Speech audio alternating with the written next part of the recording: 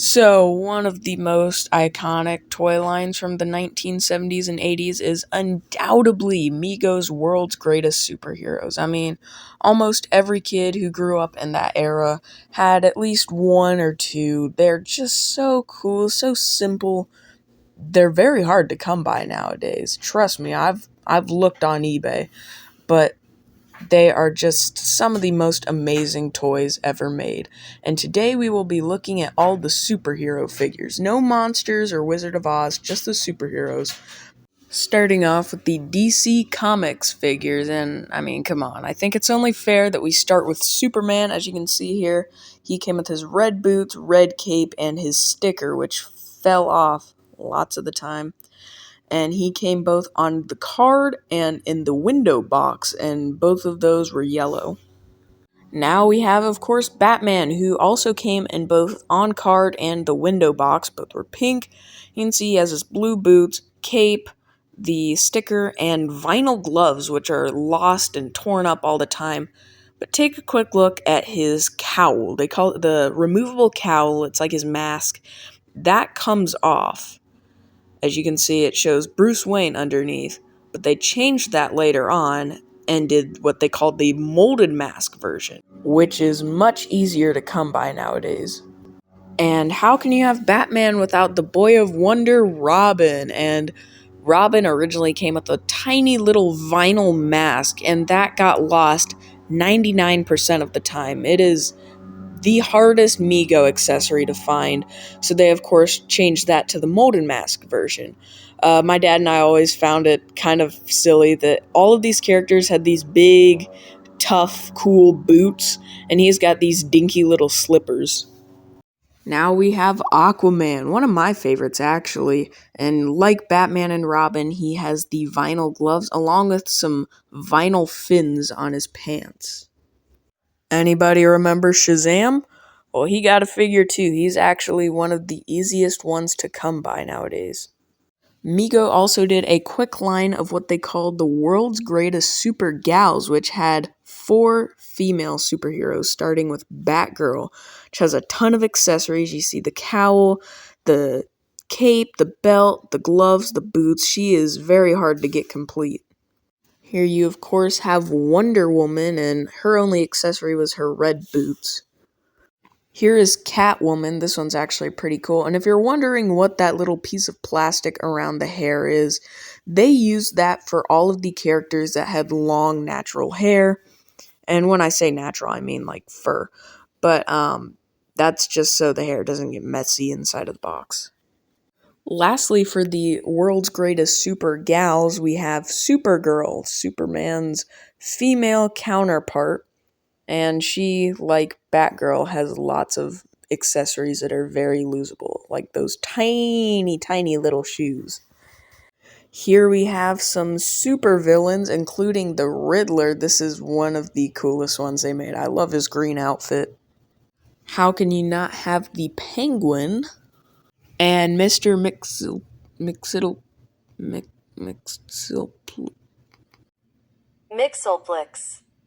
This guy, and check out his face. He's not the best looker, but then he had this god-awful variant that just made him that much uglier.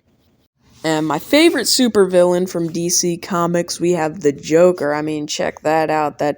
It's an iconic character with perfect, vibrant colors. Such a great figure. And God, this just might have to be my favorite one from the DC line. It's the Green Arrow, but an overall very impressive look. And he comes with so many accessories. The boots, the belt, the hat, the bow and arrow, the arrow holder, which are both very, very brittle and breakable. He's very hard to come by in complete, nice condition, but he is awesome.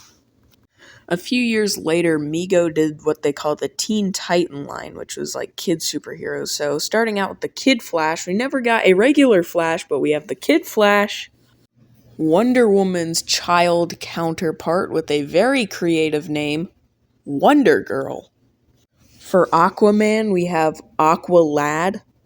And for the Green Arrow, we have Speedy, which has just as many accessories and is just as hard to come by, if not way harder. All the Teen Titans are actually very rare.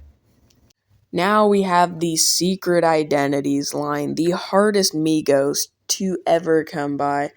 It was a mail away offer. You could get 4 Mego superheroes just without their super extravagant outfit. It's just them in normal clothes. But these were very rare. Not many people actually sent in. They always got lost. You didn't actually get a figure. You just got the head and the clothes. So they're very rare. They came in these little shipper boxes and then in these little bags. So here is who was available. Starting with Batman's alter ego, Bruce Wayne. For Robin, we have Dick Grayson. Superman's secret identity, Clark Kent, who also came with glasses and a hat. And here he is, the first Marvel figure of the video, Spider-Man's secret identity, Peter Parker. All of the heads are reused from previous figures. Of course, Bruce Wayne's was Batman's. Dick Grayson's was from the removable mask Robin. Clark Kent's head came from Superman, of course. And I know what you're probably thinking. They never made an unmasked Spider-Man, so where did the Peter Parker head come from? Well, Shazam. Now let's finally get started with these Marvel characters, with Spider-Man as the first one, maybe the most iconic Mego figure ever. Here is Captain America with his iconic shield, the first Marvel villain, the Lizard, and the second and surprisingly last Marvel villain, the Green Goblin with his Merce. This is my favorite Mego, hands down. I love this one.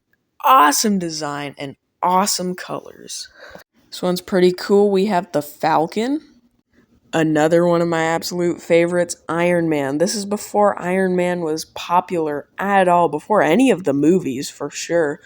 And his design was a lot different, but what an awesome figure. I mean, just look at him. The Incredible Hulk. Now, if you get this guy, beware. He breaks like a Kit Kat bar. I mean, his limbs just snap right off. Another one of my favorites, we have Thor, and this guy, he's got the chrome helmet, the cape, the boots, the belt, the hammer, and very, very, very rare nowadays.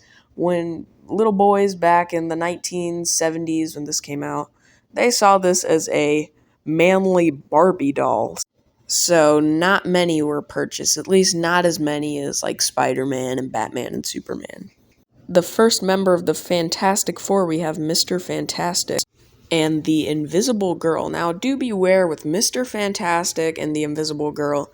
They have what they call the zombie faces, which means the rubber that they use for the faces fades to this nasty gray, and it's fixable. They have like the right materials that you can use, but if you're looking for one, make sure they don't have the zombie face. I know I'm sounding very repetitive, but this is another one of my favorites, The Thing. And so is the Human Torch, so there's a Fantastic Four. Now moving on to the non-DC and non-Marvel characters. So we have Tarzan, who comes with a little knife. Conan the Barbarian, and he's got a bunch of accessories. He's got a giant axe, a sword, a belt, a little loincloth. This guy's got it all. Mego also made what they called the Fist Fighter superheroes. They had a little lever on the back, and when you turn them, their fists would go flying up so they can punch someone. They made the Joker, the Riddler, Robin, Batman, Superman, the Lizard, Captain America, and Spider-Man. And this is actually one of my favorite sets. It's just so oddball and obscure. It's Aquaman versus the Great White Shark. You get a repack of the Aquaman figure, exactly the same, but you now get a Great White Shark with a little propeller. His mouth kind of moves. It's just so random and kind of weird, and I love it. Here is the iconic Mego Batmobile. I mean, if you're going to start a Mego collection, this is a must-have. Perfect for Batman and Robin to go riding around in. There's a picture of the box. Just so cool. What an awesome toy. Mego also made a few playsets for DC's series. You had the Hall of Justice for Superman and the Batcave for Batman and Robin with the very enthusiastic child on the front. They also made a few superhero bicycles. I don't really know why they would need a bicycle. I mean, when you're cruising around in this, the bicycle is probably the last thought that comes to you, but they're still pretty cool, I guess. In 2022, Mego's company got revamped. They actually came back, and for their 50th anniversary, they made a new line of the DC World's Greatest Superheroes. No Marvel ones, but you have Superman, Batman, Robin, Shazam, Aquaman, and now the Flash. The Flash is a new one. Now, what I do like about these is they went back to the removable cowl and mask for Batman and Robin. These are pretty much just recasts of the old ones, though. It's the exact same mold, but you can tell very easily that they're new just by the feel of the outfit and the glossy skin. They're still kind of neat, I guess, if you want to leave them in the box or just get the Flash. Believe it or not, this was actually a pretty extensive line. They made lots more villains, and I actually really like the Two-Face and the Reverse Flash. Well, everybody, the time has come. We've looked at all of the 8-inch Mego figures from the World's Greatest Superheroes line. Um, I love the Mego line. It's one of the most iconic toy series from the 1970s that you'll ever come across. And such great designs, such great colors. They're so cool. Now, thank you to everybody for watching, and thank you for letting us reach 100 subscribers. I'll see you guys next time. Bye.